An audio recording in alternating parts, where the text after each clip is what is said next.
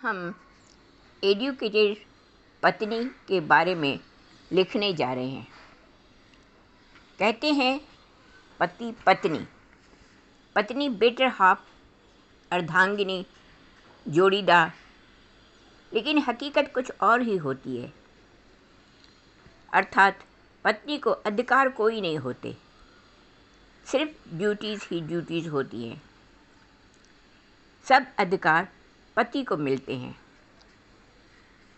ज़माना पहले इन्हीं उसूलों पर यह दुनिया खुश खुश चलती थी। कोई शिकवा नहीं, कोई शिकायत नहीं। लेकिन अभी ज़माना बदल गया है। अब लड़कियां बहुत ही पढ़ी लिखी और होशियार हैं। कोई ऐसी फील्ड नहीं है जो ये काम नहीं कर सकें, from police officer to prime minister to pilot. आज की लड़की बहुत ही होशियार, सुशील, सहनशील। In other words, she is the symbol of goodwill, tolerance, sincerity, efficiency, also down to earth. In spite of all these, when husband and in-laws take advantage of her simplicity and sincerity, modern woman has started demanding equal rights. ऐसे हालात में, if we look at our fathers and mothers' lives, they had joint responsibilities, not rights.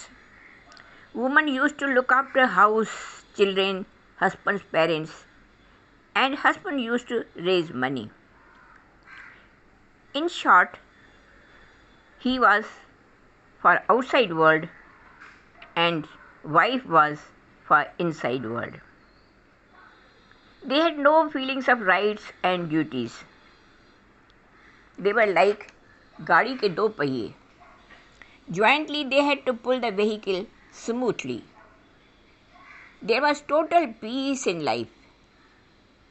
Children were loving and sanskari. Nobody exercised rights. They were responsible. They knew rights and duties.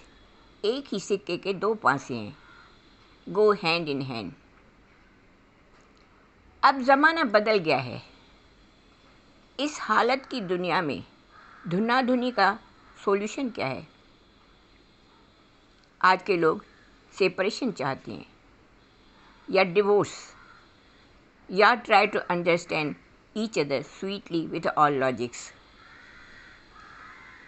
अभी अगर देखें, separation और divorce means one parent life. One parent means husband wife दोनों की individual life नरक हो जाएगी. Besides, दोनों परिवारों की खुशी दांव पर लग जाएगी. कभी भी वो खुशी नहीं मिलेगी जो सुख का सांस ले सकें.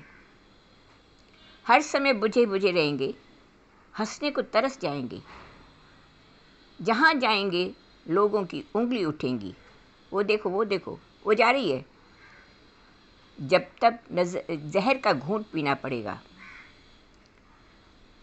बच्चे लावारिस के माफिक भटकेंगे.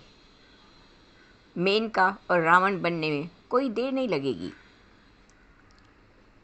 और यह दोनों हस्बैंड वाइफ अपने अपने मोह की वजह से बिगाड़ेंगे.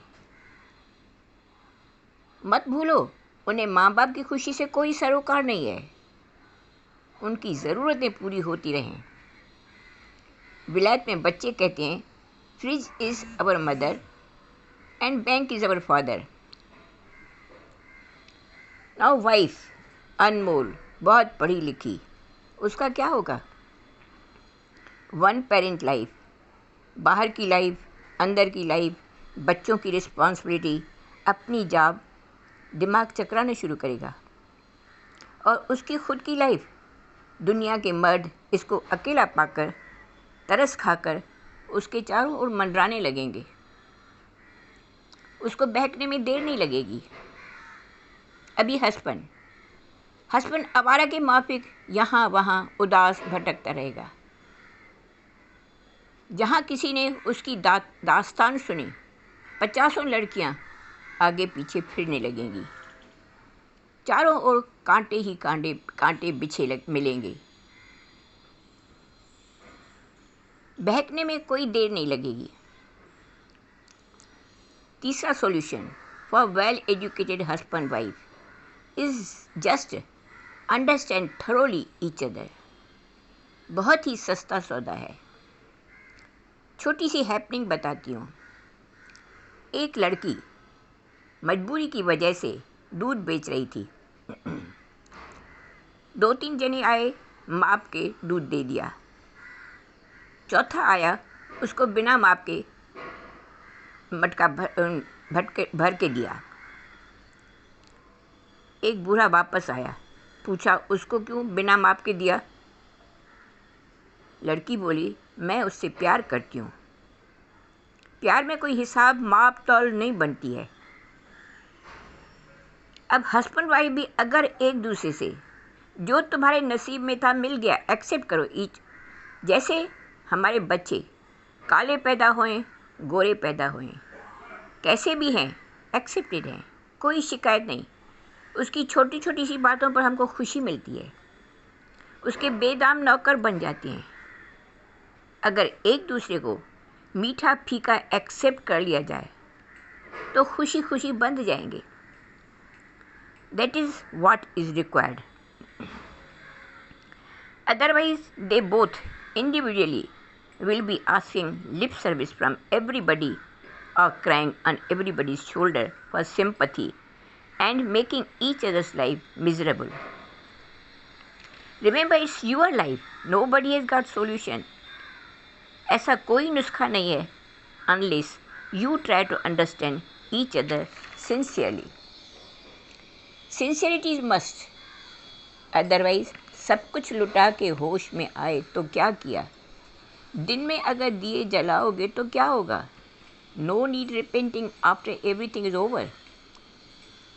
अ long lasting relationship comes after a lot of forgiveness and understanding.